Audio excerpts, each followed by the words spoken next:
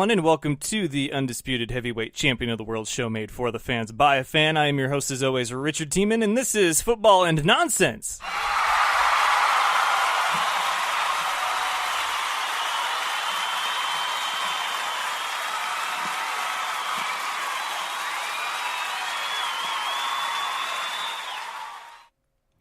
And thank you for tuning in. Sorry about the technical difficulties earlier, but, hey, it's going to happen from time to time every once in a while. But nonetheless, here we are. It is time for the Fan Show, and I do have a great Tuesday episode for you. Zach Brunner of Fantasy Flurry and FlurrySports.org will be joining me shortly on the program, and we're going to talk about our season-long wager in regards to who is doing better at the midway point of the season. Some of you may recall before the season started, we had 4 episodes where we talked about the North for both the AFC and the NFC, the South, the West, and the East, or however you do it. North, South, East, West, Northeast, Northeast, Southwest, or East, West, South, North. I guess you could do it that way also, but he's going to join me. We're going to talk about where we're at, if we still feel confident. We can't change them because we said that we wanted to set it and forget it and ride this whole thing out. A video of shame is the punishment that is on the table for the loser of this video, talking about how awful we are and how awesome they are. So Zach is, I think he's feeling pretty good just because... Well, I don't know, actually. The NFC North, Aaron Rodgers injury, what will happen there? But the rest of the NFL, though, kind of playing out like we thought, and that will bring us to today's headlines.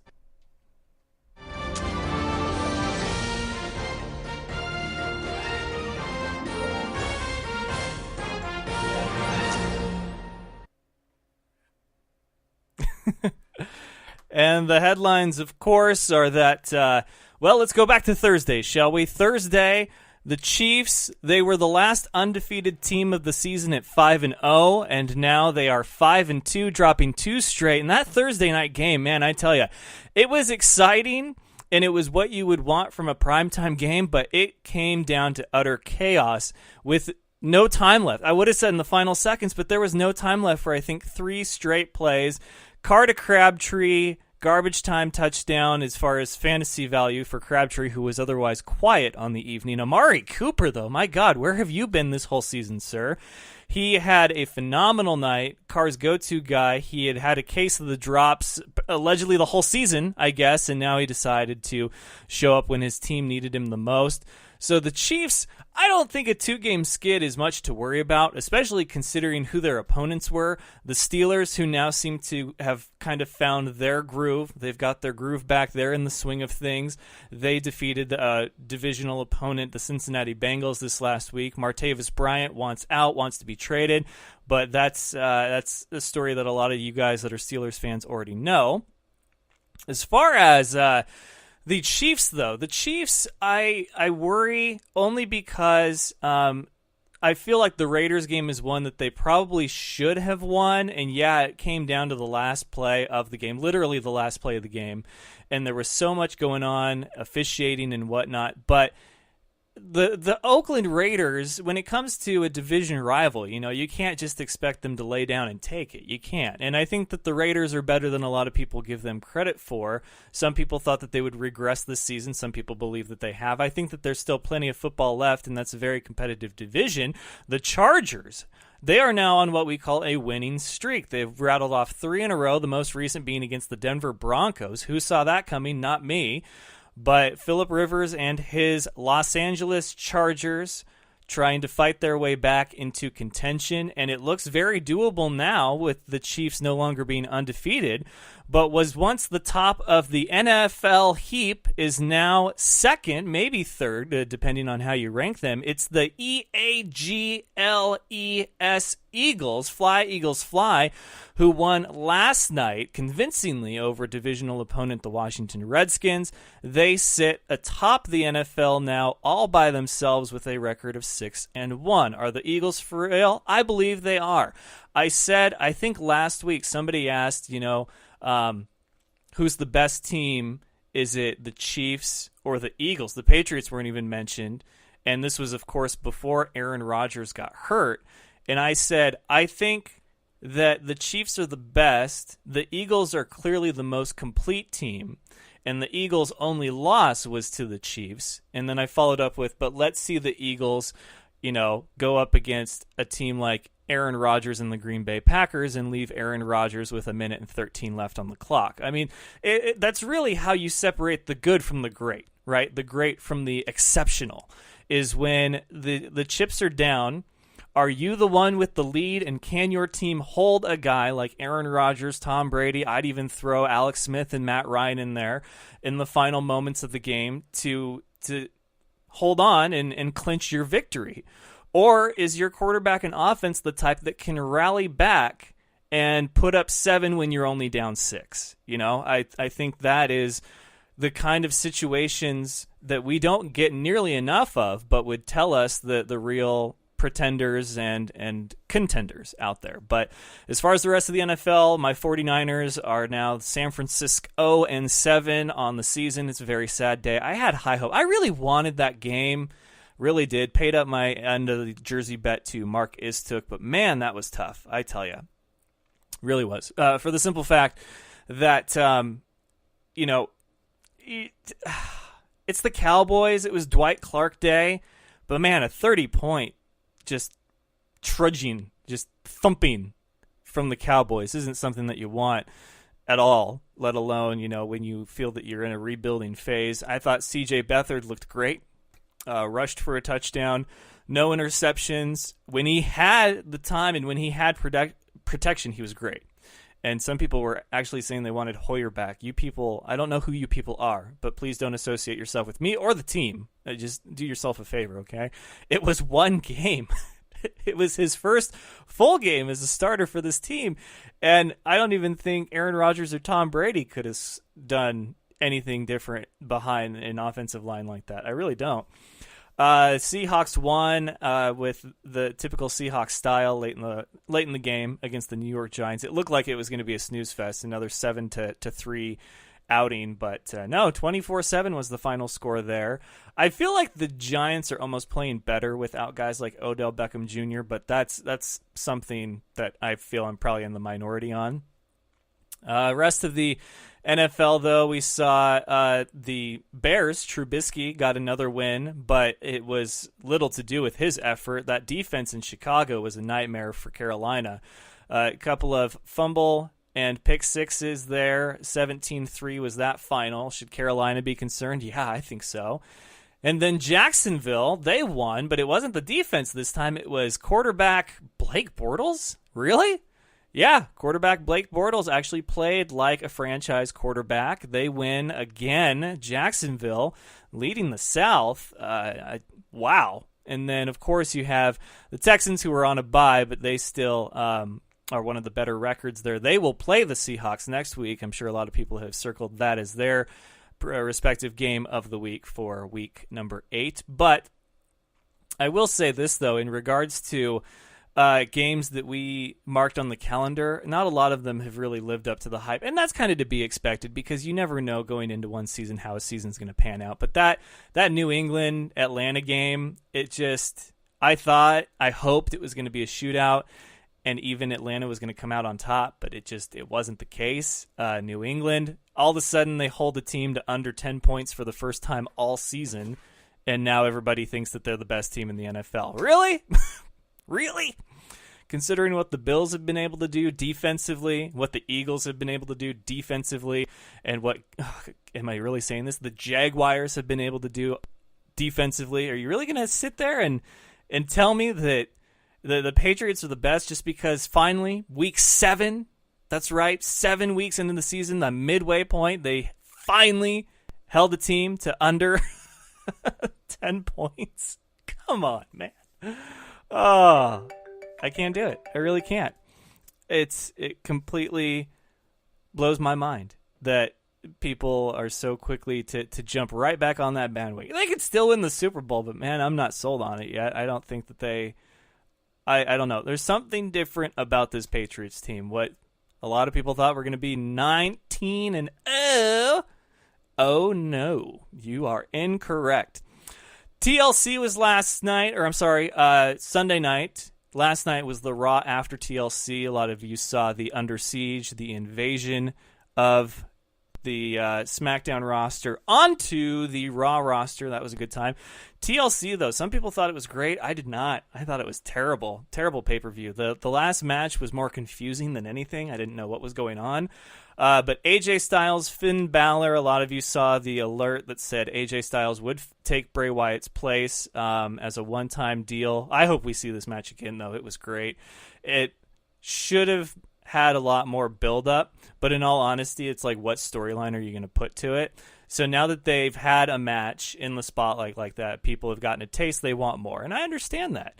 The rest of the matches, though, I thought Mickie James and Alexa Bliss, that title match, stole the show. As far as matches that you didn't know if they were going to be good or bad, I thought it was better than people were probably expecting. The cruiserweight matches didn't live up to what I expect from a cruiserweight match, so it was a lot of just meh. I gave it 2.5 stars. There was a 4-star, 3-star, and a 3-star, and then a 5-star, and the rest were all 1 and 2. It just, it was bad. But that's all right, because we're moving on to Survivor Series. It will be Raw versus SmackDown, and it's basically bragging rights, the new version of bragging rights. Each champion will compete against the other's champion. So, yes, Brock Lesnar, Jinder Mahal is actually happening. Sorry, folks. I know that that's not what you were hoping was going to be the case, but it is. So, with that, that should about do it for headlines. I'll go ahead and bring Zach on, and we'll talk about our season-long wager. So don't go anywhere. We've got more of the Fan Show coming up after this. This is The Sheet. Gets me all revved up. My face is now red. My ears are just freaking boiling. He's so raw that Scott hates him. Yeah, he had 51 touchdowns, 4,900 total yards. I know y'all like that, but I got to run. And only in Alabama that could happen, I have to say. They're so good, man. They would win the Big Ten if they were in the Big Ten. You could be doing something vision-based in front of you and reach down and grab a handful of insane goodness. Give it to him. Kudos. I'm clapping like a golfer. Very good, Johnny. I'm proud of you. Wow, you guys agree on something again? I'm very impressed. You ever had a bad week? Just you walk outside, step in a puddle, like right when you walk outside. I mean, how's there a puddle right outside the house? Or you stand on the curb and somebody drives by and splashes water up on you? Or it's just raining on you, not anyone else? I will tell you, before you go any further, I cannot hear Chad when he speaks. Good. Here, listen to the sheet, man. I don't really know what we're doing. Every Saturday morning, 8 to 10 a.m. right here on WBLZ Sports. Whether it be your industrial, commercial, or residential needs, Gen Service is the electrical contractor for you. The Gen Service team has the expertise, commitment, and educational years to help you solve all your electrical concerns. They have you in their best interest with helpful suggestions to accommodate your every want. Give them a call, no matter the size of the job, at 740-438-7173. Mention WBLZ Sports, and you'll get a discount. That's Gen Service, 740-438-7173.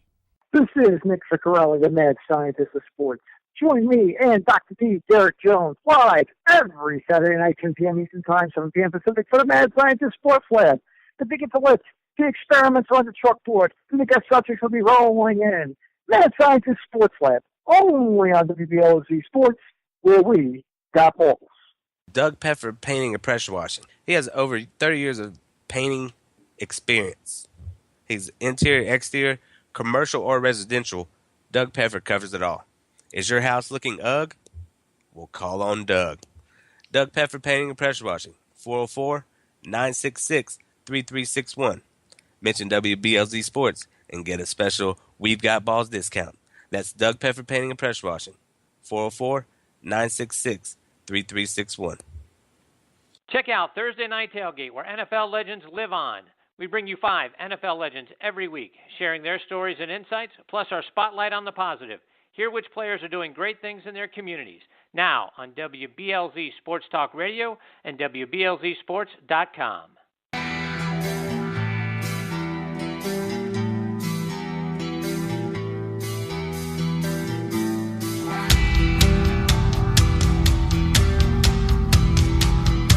All right, ladies and gentlemen, you beautiful people of Fan Nation, joining me now, welcoming him back to the program is Zach Brunner of FloridaSports.com. Now, are you doing great because you went and listened to our previous episodes and compared and contrasted? Because I have not done that yet. No, I'm not sure where we stand. I just know one of my picks is very, very wrong. But I'm going to, I'll try to, go over that as quickly as possible, I'm sure. So I've filled in the people at the top of the show. If you guys recall, before the season started, Zach and I had a 4-part series for a month where we would give our predictions for how each division would finish at the end of the season. And then the last episode, we even went as far as to throw in our wild card predictions as well. Now, we locked these in. We wrote them down. I've got mine written down right here. And we have been watching with great, obviously, observation and wondering what was going to happen, because there is a video of shame that will happen for the loser at the end of the season. So it was all 8 divisions, who would finish as the division winner, second, third, and fourth. And we went through the schedule, gave our reasons as far as any up-and-comers, rookies, standouts, players, things like that, and gave them records and everything. So let's take it from the NFC, because I know this is going to be the toughest one for you to go over right now. And I've got the NFC North up first. For me, I had the Packers at 11-5, the Lions at 10-6, the Vikings at 7-9, and the Bears down there at 3-13. Now, injuries like the ones to Aaron Rodgers, I feel, are a bit unfair when it comes to things like this, but we can't change it. The Packers could very well still win the division with Brett Hundley, but how are you feeling about your picks? Because for me, it looks like it's going to be Vikings, Lions, Packers, Bears, but I'm not sure what's going on with the Lions right now. My order followed the same as yours. I had the records a little bit lower. I had Packers at 10-6, Lions at 9-7, Vikings at 8-8, and then the Bears up at 5-11.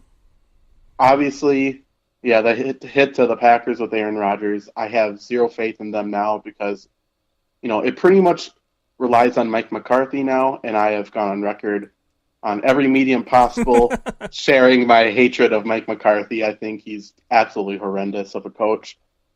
But, we'll see what he can do next week. This week against the Saints was not good, but next week we'll see what happens. I think the Lions are going to take this division. They've lost a couple games, especially that Atlanta game that they really shouldn't have, and I think they will rebound. And the Vikings, defense shows at the very beginning of the year. That's what wins people games, because defenses are further ahead. Mm-hmm. And that's why the Vikings always start out really hot. Last year, they were one of the last unbeaten teams, and then they lost almost every game after. And I think it's going to happen again. Yeah, and you look at the standings right now. It is the Vikings at 5-2. So we said 7-9. I said 7-9. Packers are 4-3, so they could lose 2 more, and that's it for me to still be right. The Lions are 3-3. I said 10-6, and the Bears are 3-4, and I said they would be 3-13. So clearly they need to lose out the rest of the season. I don't know if that's going to happen. I know that Trubisky did not really have much to say in their win over the Panthers last week, but your thoughts on seeing him after he made his debut Monday night against the Vikings? They're playing it really safe with Trubisky. They're trying to roll him out in, little dink and dunks to Zach Miller or anybody else who's on their roster, because they don't really have any receivers. So, but it's the defense that's winning them games right now, and they're a really underrated group. So you think the Lions are going to take this thing? The Vikings, man, I want to say they're in a good position to, because it clearly hasn't mattered who their quarterback is. And Bridgewater has gotten the okay to go as far as participating. I don't know if Bridgewater is that big of a difference maker where it's like all of a sudden he starts and you can give them the division right now. But the Lions have concerned me, and they've had the same quarterback all season long. He's the highest paid player in the NFL right now. And to start the season, it looked like he was well deserving of that paycheck. Biggest problem with the Lions right now? I would go with they still need to establish that running game. I don't think they've tried to bring in, TJ Lang. They tried to bring in a couple other offensive linemen, and it's just not working. They need to run the ball. Matthew Stafford is an okay quarterback. They paid him for pretty much what he's done in the past, and because they know he will be reliable enough in the future. They didn't pay him because he's the best quarterback in the league. A lot of people don't understand that, but he's good enough to get them to the playoffs, but they need to take a little bit of pressure off of him by running the ball. Okay, that's fair enough. So next then is the NFC South. The way that it stands right now is the Saints at 4-2, the Panthers at 4-3, the Falcons at 3-3, and the Buccaneers at 2-4. I had Falcons at 12-4, the Saints at 10-6, Panthers at 9-7, and the Buccaneers at 5-11. This one, I'm happy to see the Saints at the top, but I don't think the Falcons are out of it just yet. I think that they've had some identity issues, but realistically, if you think about it, they're still a team that your team probably doesn't want to play if it sees it on its schedule. How are you doing on your end with the South? This is not going so hot for me. Top team, I had the Buccaneers at 10-6. Oh, so yeah, something needs to change. Not having a bye week is going to really hurt because they have to play every week, no matter if they have people hurt or not. Oh, was that? I meant to ask if that was going to be the case because I don't think that's ever happened before. I don't think so. They have to play 16 straight weeks, which I think is a terrible decision. Wow. They couldn't have found like a neutral site to play at that first week. That still blows my mind. I agree. If the NFL is so concerned with safety and they're taking all these hits, why are we having them play 16 straight weeks? It makes no sense at all. Oh, man. Oh, that's because I was curious about that, and it didn't dawn on me until like week 5. I'm like, what's going to happen with these guys? Like, do they have to play 16 straight games? Sheesh. Oof. It's terrible. All right, continue. I'm sorry. It dawned on me that I hadn't discussed that yet on the show, and I wanted to know. Oh, thank you for taking attention off my pick. I have the Falcons at number 2 at 9-7, then the Panthers tied at 9-7, and then the Saints at 8-8. Yeah, the Panthers, to me, they're like the NFC South equivalent of the Arizona Cardinals right now, where it's like one week they look great, and the next they look like absolute crap. Like there's not even a happy medium. It's either good or bad. So the Panthers, I'm happy with them being my pick for third place in that division because until they start to show some kind of consistency, I think they're going to be consistently bad. Buccaneers, though, I don't know. I feel like that game in Buffalo probably should have had it the whole game, but the fact that they did come back, the Buccaneers did, and tried to win it, they've had issues with kickers. They could have won that game against the Patriots. This thing it's just kind of a mess for them right now, and I'm still not sold on Jameis Winston, and we're halfway through yet another season, and he hasn't sold me, so I don't know if I'm going to be sold on him until he, shows something different, but I feel all right about mine for the South. So next up is the NFC East. Currently, that division stands as follows: the Eagles at 6-1, Cowboys 3-3, Redskins 3-3, and the Giants at a lonely 1-6. My picks were, let's see, we had the Redskins at 9-7. Nobody over 10 wins in this division. Give you. I believe I had, because they both had the same record, the Giants at 7-9 and the Eagles at 7-9, but I think I put that the Giants would probably win some type of tiebreaker there. So the Redskins, the Giants, the Eagles, and then the Cowboys at 5-11. I feel pretty good about that Cowboys 5-11 pick right now because they have not looked very good. But the Eagles, I think, are the biggest surprise. And the Redskins have been kind of a disappointment, but then again, they're at 500, so I guess it's kind of 50-50. The Giants, though, man, wow. Yeah, this is the pick I said that I was very wrong on because I had the Giants winning the division. I had them at 10-6 because I truly thought this was the best team on paper in the preseason, and obviously they did not live up to their hype. I think the defense has been fine, but that offense has been horrendous, and obviously losing the 2 top pass catchers doesn't help, but they've actually looked a bit better after losing their pass catchers. They had to become a little bit more creative instead of just forcing the ball to Odell, which was not working. But, yeah, so I had them winning the division. That was a rough one. I had the Cowboys at number 2 at 8-8, the Eagles also at 8-8, and then I had the Redskins coming in last at 6-10. Yeah, and the East is always going to be a tale of two halves of the season. I really would, to see the Eagles ride this momentum throughout the season. Like, obviously, I think that they'll probably get another loss at some point, but I don't want them to have a second half of the season collapse like we saw the Vikings do last year or a few other teams have done. And I think that what they've got is a really good thing. Their injuries have been little and haven't obviously been that significant to be a big-time difference maker. Cowboys, though, as soon as Ezekiel Elliott serves his suspension, I'll be happy. The Redskins, I feel like they're better than 500, but at the same time, they didn't get it done last night. Philly was very convincing in that win, so 500 is probably very deserving.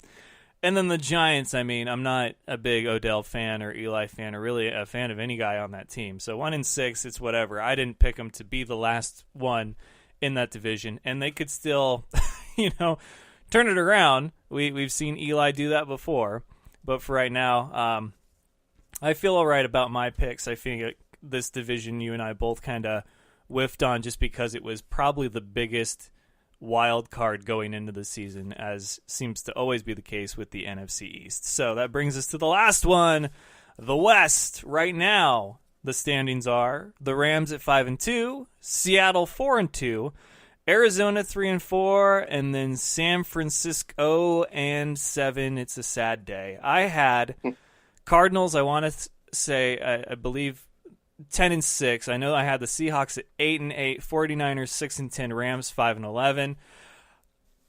The game this last weekend between the Cardinals and Rams, I said was going to be one that would determine probably who is going to come out on top in that division, and I believe it has. This Rams team, Sean McVay, Coach of the Year, Jared Goff in that offense, they've got it going on. They really do, and the Rams have looked fantastic. The Cardinals, they are the most worthy 3-4 team, I think, in the entire NFL right now, even with them adding Adrian Peterson and his would-be resurgence a week ago clearly was not the case. Now, granted, they were in London, and there's been a lot of people talking about how those games can wear on teams differently. The Rams have been to London before. The Jags are always in London, but don't know when the last time the Cardinals were in London, and I know that the Ravens had never been there before either. Both teams had awful games across the pond. So, still going to go with the Rams. Seattle, if you only had to play 3/4 of a football game, would be like 0-7 right now. But because there is a fourth quarter, they are 4-2. But they haven't really played that tough of a schedule yet. They've got the Texans coming up, and I think that'll definitely be something that clears up a few theories and rumors about probably both teams. Your thoughts on the West? Yeah, I agree with you with most of that. I am a believer in the Seahawks, unfortunately. I'd love to see the Rams take this division, but I think the Seahawks are, again, going to have a tremendous second half of the season, like it seems like they always do. For my picks, I had the Seahawks winning the division at 11-5. I had the Cardinals at 10-6, which is not going to happen now without Carson Palmer. He broke his arm. The Rams, I had at 5-11. And they very well could be the biggest surprise of the season. They're the number one offense in the league so far. They got a Wade Phillips coach defense. I mean, they've been fantastic. Yeah. And then I have the 49ers, at 3-13. Oh, and you do a better job at predicting my team than I do. That says something. Okay. AFC side, the NFC. I heard earlier today, and I tweeted about it, that somebody said it has not been a good year for the NFC, but yet head-to-head, AFC versus NFC, NFC has 13 wins against AFC opponents, and the AFC has 12 wins. So there's only one that's the difference. However, it's pretty even. You know, this has been a year of injuries, of controversy, and a lot of other just outside the world of football stuff going on around football. And it seems like we've gotten some really sloppy football as a result. And I don't want to say that just because it's a low-scoring game of, 17-3, and it was a lot of defense, that equates to sloppy football. But a lot of people are going to point out to, well, who was the starting quarterback? And if you look around, if there hadn't been a bye week this last week and then this upcoming week, then we would have seen quarterbacks like Hundley, Watson, Trubisky, and several others that this is either their first time ever starting as a quarterback or, their first time as a rookie, their first season in the NFL. Also, there's Jared Goff. And then I don't know what to think of somebody like Drew Stanton. He's been in the league a while. But, this is the kind of football that you get when people get hurt. And I don't think that necessarily means that the quality is less, but that is what people are going to say about it. I don't know if you had given any thought to the quality of football we'd seen so far in 2017. Right. Whether you like it or not, the league has evolved into a quarterback league. And obviously that's why you see the huge paychecks like Matthew Stafford got and whoever the next person up to receive a paycheck will get. And it's a passing league, and if the quarterback gets hurt, Aaron Rodgers goes down, now Carson Palmer's down, Andrew Luck, who knows even where he is. It really shows on the product on the field, especially when teams don't get as much practice time before the season, which, that's whole nother conversation with chemistry, with offensive line play, all of that. But I agree. I think low-scoring games should not be considered sloppy football. That's the kind of football I would personally prefer. I like the ground and pound, defensive-minded football. But it sucks for fantasy, but yeah, I love that kind of football. Right. It sucks for fantasy. It doesn't bring in the viewers. People like to see points, and we're not really getting it right now. Yeah, and actually here is that list because I had it written down. I couldn't find it. But so the last... Let's go ahead and say 3 weeks of the season because a team has been on a bye that had one of these quarterbacks, and that will be the case this upcoming week as well. But we're talking about quarterbacks that this is either their second year in the league or this is the first time that they've gotten their start as either a rookie or a second-year quarterback. And I forget, is Hundley, is he a second-year quarterback? Like this is his second year? This is his third year. Third year. Damn. Okay. Yep. Well, can't count him, but who you can count is you have C.J. Beathard for the 49ers, rookie. Got his last start this last week. Jared Goff of the Rams, second-year quarterback in the league now. Packers, Hundley, he's a third year, but this is the first time that he's actually getting to start, so he's new to the NFL. Still a very young quarterback. Mitchell Trubisky of the Bears, rookie quarterback, got his start a few weeks ago. And then, of course, in the South, though, it looks like they have pretty much their quarterback situation figured out. For the North, on the AFC side, Browns playing quarterback carousel. We saw Kaiser, and then we've seen Hogan, and we've seen Kessler. But just one, okay, and to prove my point. But the Texans, Deshaun Watson, Colts, Jacoby Brissett. And then you have with, let's see. Well, no, the Jets don't have a rookie quarterback. Let's see. Simeon, I believe, is a second-year quarterback. But my point is that there's a lot of young talent right now. And I know that talent may be not the word that people would use to describe these individuals. But the most important position in the game of football, people will argue until they're blue in the face, is the quarterback position, and we have a lot of new faces at that position. So to people that think that we're seeing sloppy football or that it's not worth the price of admission, give it some time. They're still professional football players. They've got to have a little bit of time to develop some chemistry with their offense, with their guys.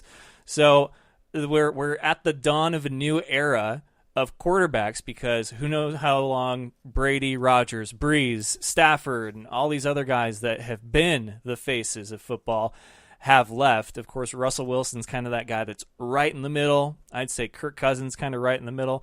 Oh, Carson Wentz, another second-year quarterback. Almost forgot him. But, yeah, and then Dak Prescott, he's in there too. So a lot of young talent at the biggest position in all of sports, and that is the NFL quarterback. So let's go ahead and check in on our AFC predictions. The North, which currently stands right now, we have the...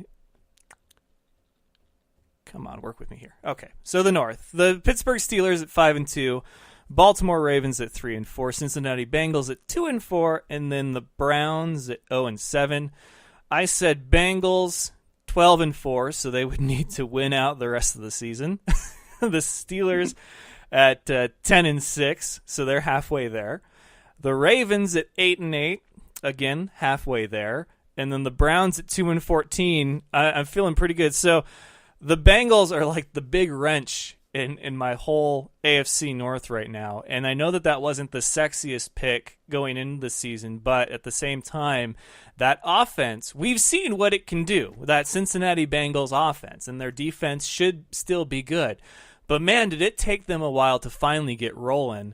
And this game that they had against the Steelers, I feel like was a very humbling experience for them, a game that I predicted they probably would lose on the schedule.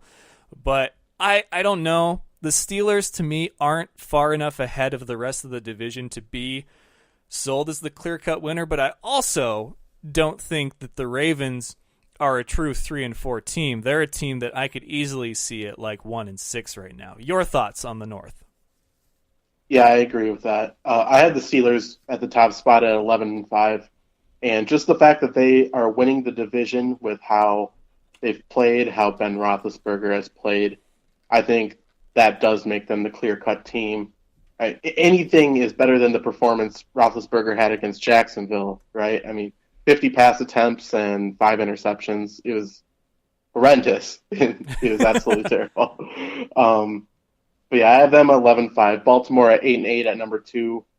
And like you said, they could be 1-6. This offense is absolutely terrible. The defense is what keeps them in games, and Justin Tucker is probably the one, winning the games, I guess.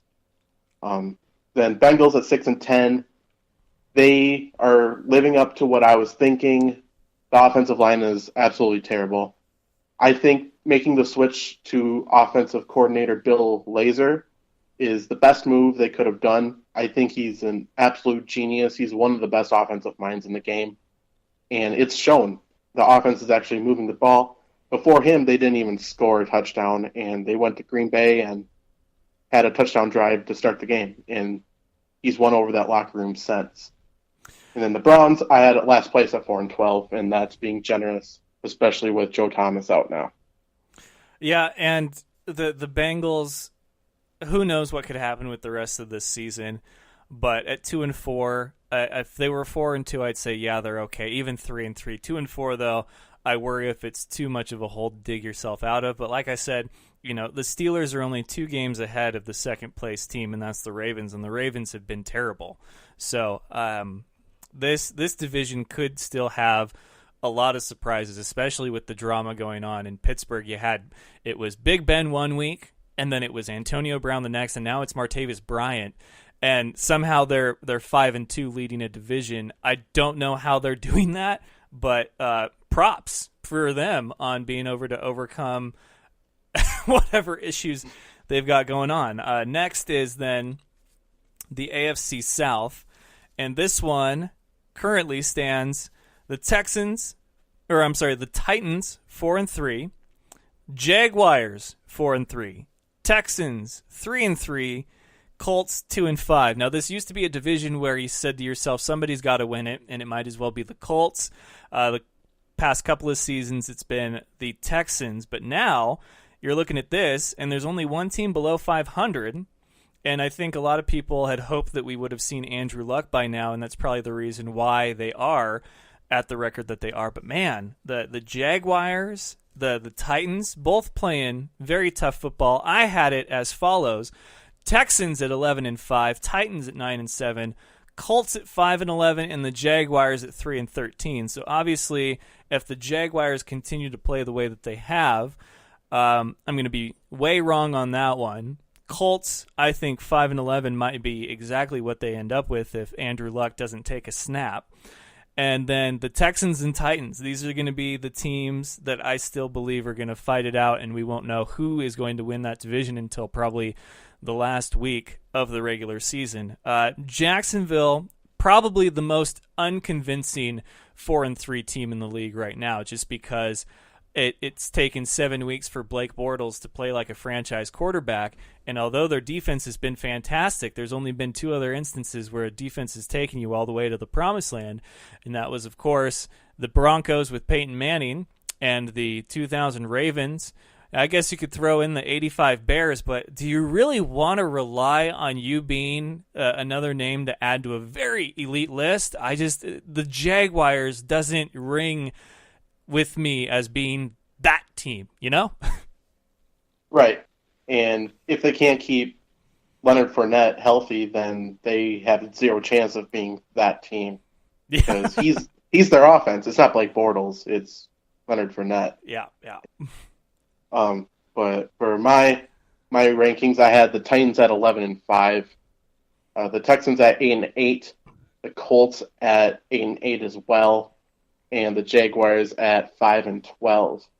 And if you were the Colts, would you even bring back Andrew Luck this season? At this point, no. I'd say if they would have gotten another win and they would have been 3-4, I'd say if you can hold on to 500 because the rest of the division is right around 500, then you have a legitimate chance. But even then though, is it really worth it to bring him back for the chance to make the postseason if you could be one and done? I think if they were undefeated, it'd be another story because clearly they would have things going very well for them. If they were the Jaguars, where the quarterback play has been awful, but everything else is going, I'd say, yeah, absolutely, get him back as soon as possible. But in a division where it's a tight race and you know that none of the teams there have really stood out amongst the rest of the AFC, where you have the likes of the Steelers, the Patriots, the Chiefs, and Raiders, I would say, and unless you know it's going to be a huge difference maker, I'd say leave him until he's fully ready to come back and until you've made some adjustments on that team to make it worthwhile. Yeah, I agree with you. I wouldn't bring him back. I'd actually put Tolzien in and play for a top pick. Oh, I'm just glad that Brissett is living up to he's carrying on the tradition of Tom Brady's backups, and I love it. Yeah, me too. All right, so the AFC East, as it stands, Patriots at 5-2. That's right, they're not 7-0. Suck it, all you Patriots fans. The Bills at 4-2, the Dolphins at 4-2, and the Jets at 3-4. Oh my God, the Patriots only have a 1-game lead over the next in line, and everyone is currently around the 500 spot. That is insane. I had it Patriots at 13-3. Dolphins 11-5, Bills 4-12, and the Jets at 1-15. So clearly, I was already wrong about the one. But I think for me, the biggest surprise in this division is the Bills. The Dolphins, though, depending on which Jay Cutler you get and what's going to happen with Matt Moore, that could be considered a surprise as well. Even though this team was a wild card team just a season ago, the Jets, though, at 3-4. I feel are a true 3-4 team. I really do, especially considering your quarterback is Josh McCown, who has played probably above a lot of expectations in New York and everywhere else. But that defense is the real deal, and they've had 3 really good running backs in that backfield. But the Patriots, I think, are the biggest phony 5-2 team out there. I really do. Yeah, I mean, this is the worst defense in football. And that's not something you would expect under a Bill Belichick team. They just have holes everywhere, and absolutely any team can beat them, and the Jets should have beat them. And if the Jets beat the Patriots, I think all hell would have broke loose.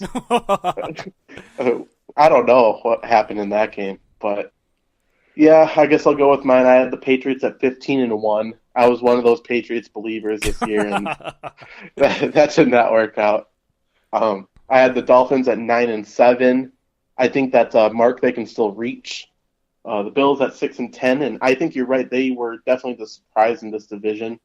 All signs pointed to them rebuilding after trading away Sammy Watkins and people like that, but they're just one game out of first place in the division, and looks like they got something to play for. And, this is probably the division that I'm most excited to see how it finishes, because of how surprising that it's been and where all the records currently sit at. I mean, if you would have told me that the Bills, Dolphins, and Patriots all would have lost the same amount of games come midway point of the season, I would have been like, you're crazy.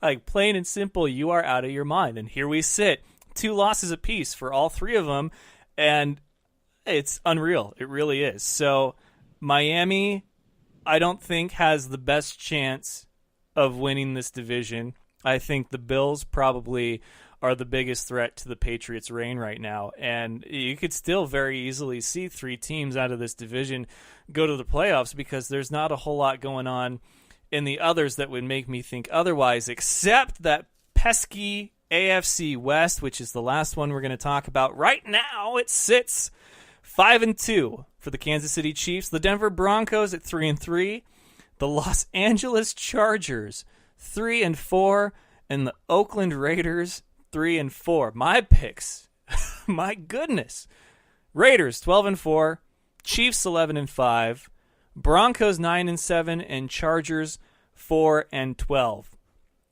I don't think it's time to panic for the Chiefs. I really don't. A lot of teams will lose 2, even 3 in a row and still be just fine. It's losses that you want to have happen now as opposed to later, when you literally can't lose any games or else you're done for the season. The Broncos at 3-3, 500 is fitting for them, but I also feel like they're a very fake 500 team when it comes to how they've played lately. It's been awful. It really has been awful. And this last week was a prime example of that. The Chargers at 3-4 is the biggest surprise, I think, of ever. I think a lot of people figured this team was going to win 3 or 4 games at most, and they just rattled off all 3 of their wins back to back to back. And then the Raiders, I know that they have the same record, but they do still sit at the bottom of the heap at 3-4.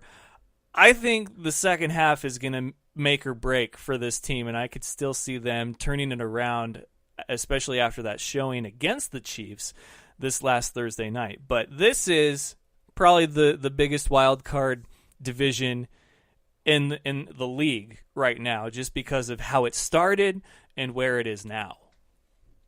Absolutely. I think this is the best division in the league. I predicted 2 wild cards coming out of this division, and I think there's still a very good chance of that, especially looking at the rest of the AFC. But I had the Raiders at number 1 at 12-4. I think they can still reach that if their defense starts to play a little bit better. I think the offense, obviously, after Thursday night, the offense looks pretty good. I have the Chiefs at 9-7, and this team just frustrates me, because looking at this team, they should not be as good as they are. There's no one to throw to. Tyreek Hill's a gimmick player, in my opinion. And I think Andy Reid's a very, very good offensive mind. I don't think he's a great head coach, but I think he's a great offensive mind. And what he's doing is awesome, but I don't think it's sustainable yet. He's proven that it is. So I guess I don't know. But, yeah, I don't know. I have the Broncos at 9-7, and they look like they could be that team. They've also looked like they could be the worst team. So it really depends on if they can if they can get a win before Emmanuel Sanders comes back. I think they'll be okay. And then I have the Chargers at 6-10. Yeah, this division, there's a lot of divisions in the AFC that I think are going to be very entertaining as far as the rest of the season goes and how it plays out. The South, I think, has been very good, but it's only kind of 3 out of its 4 teams have been surprises.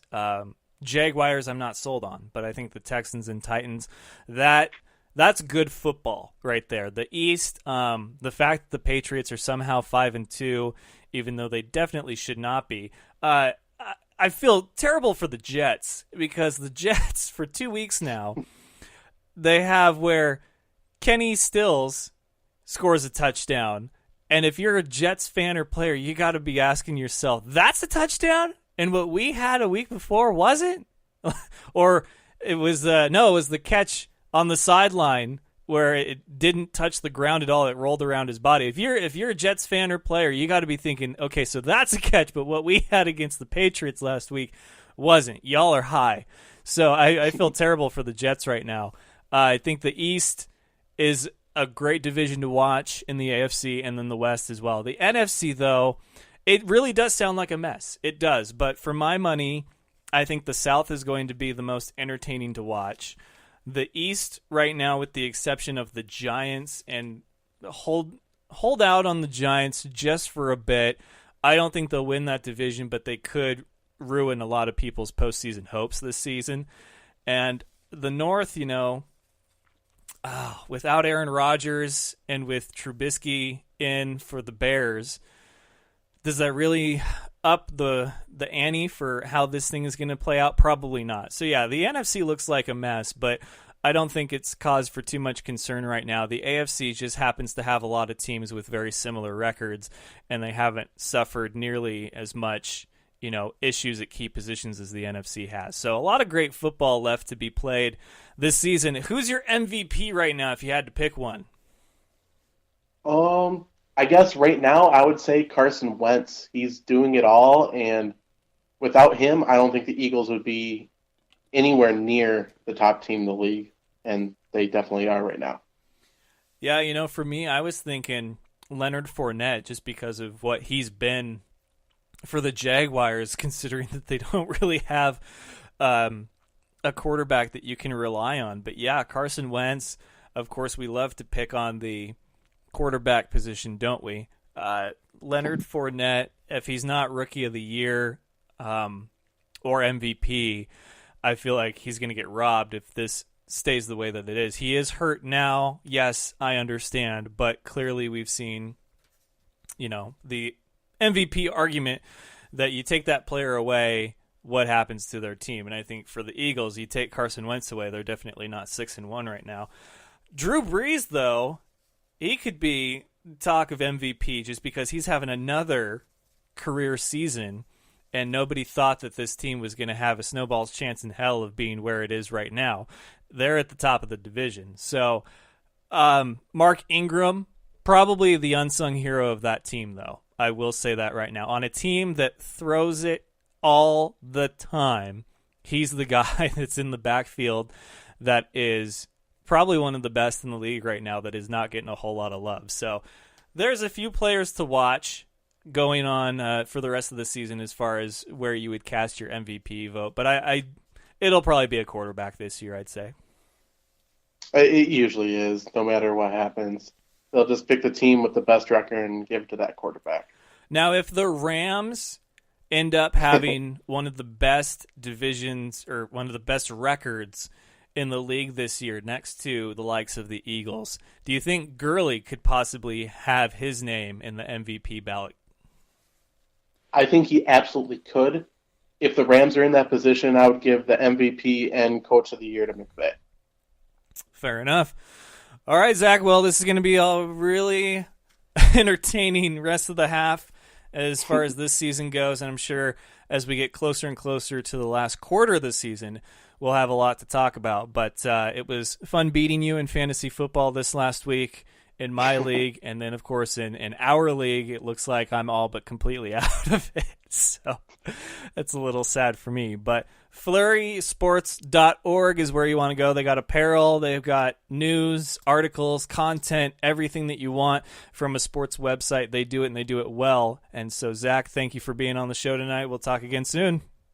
No problem. Thanks for having me. Have a good night. You too.